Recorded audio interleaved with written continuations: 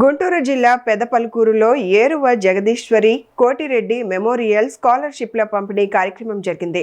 ఈ కార్యక్రమానికి వైఎస్ఆర్ కాంగ్రెస్ పార్టీ రాష్ట్ర కోఆర్డినేటర్ సజ్జల రామకృష్ణారెడ్డి, ఎమ్మెల్సీ లేళ్ల అప్పిరెడ్డి, ప్రత్తిపాడు నియోజకవర్గ వైసీపీ సమన్వయకర్త Balasani Kiran Kumar, YCP legal cell రాష్ట్ర అధ్యక్షులు మనోహర్ రెడ్డి తదితరులు హాజరయ్యారు.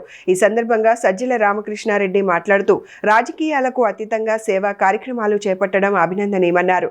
ప్రతి ఒక్కరిలో సమాజం పట్ల సామాజిక బాధ్యత పెరగాల్సిన అవసరం ఉందని పేర్కొన్నారు. చిన్న వయసులోనే సాయిరాం గొప్ప ఆశయాలతో ముందుకు సాగుతున్నారని, సొంత గ్రామంలో పాఠశాల నిర్మించి ఎలాంటి ధనాపేక్ష లేకుండా ప్రభుత్వానికి అందించడం గొప్ప విషయమని ప్రశంసించారు. సంతోషంగా ఉంది. ఇలాంటి కార్యక్రమాల్లో పాల్గొనడం అనేది ఇది రాజకీయాలకు సంబంధించింది కాదు. మన చేతనైనంత మన చుట్టూ ఉన్న వాళ్లకు ఏ రూపంలో అయినా సహాయం చేయడము. ఓ సంఘం అనేసరికి సొసైటీ ఆ సోషల్ రెస్పాన్సిబిలిటీ అనుకోకుండా ఓ సహజ సిద్ధంగా చేయగలగడం అనేది ఎప్పుడూ ఆదర్శప్రాయమైనది. నా దృష్టిలో మన కుటుంబాన్ని చక్కగా చూసుకోవడం ఒకటి అయితే, పక్కన ఉన్న వాళ్ళ గురించి కూడా ఆలోచించగలగడం అనేది ఎప్పుడూ ఉదాత్తమైనది. అది లేకపోతే సొసైటీ అనేది ఉండదు. అది ఉంటేనే రాజకీయమైనా ఇంకోటైనా అడ్మినిస్ట్రేషన్ అయినా ఏం చేసినా. కాబట్టి బీజం అదే.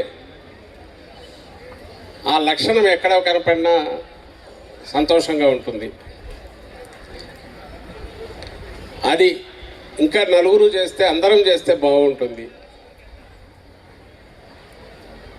అనే ఉద్దేశంతోనే నిన్న వెంకటరెడ్డి రాగానే, పూర్తి వివరాలు కూడా నాకు తెలియవు, ఓ మంచి కార్యక్రమం తప్పకుండా వస్తారు అని చెప్పి వచ్చాక అందుకే ఇప్పుడు తెలుసుకుంటున్నాం వివరాలు పూర్తిగా. సాయిరామ్ని కూడా తొలిసారి కలుస్తున్నాం. నాకు ఆశ్చర్యం వేసేది, చిన్న వయసులోనే ఈ ఆలోచనతో మన ఊర్లో స్కూల్ లేదు కాబట్టి స్కూల్ తెచ్చుకోవాలి అనే ఆలోచన 98లో యుఎస్ వెళ్ళే ముందు అనుకున్నారు. వెళ్ళి మొదలు పెట్టానంటే, మామూలు ఏదో సినిమాల్లో చూస్తుంటాం ఓ మంచి చేయాలన్న తపనతో. దానికి నలుగురు సహకరించినట్టున్నారు. ఆ లీడ్ తీసుకున్నాడు, అది ఆచరణ రూపం తీసుకుంది.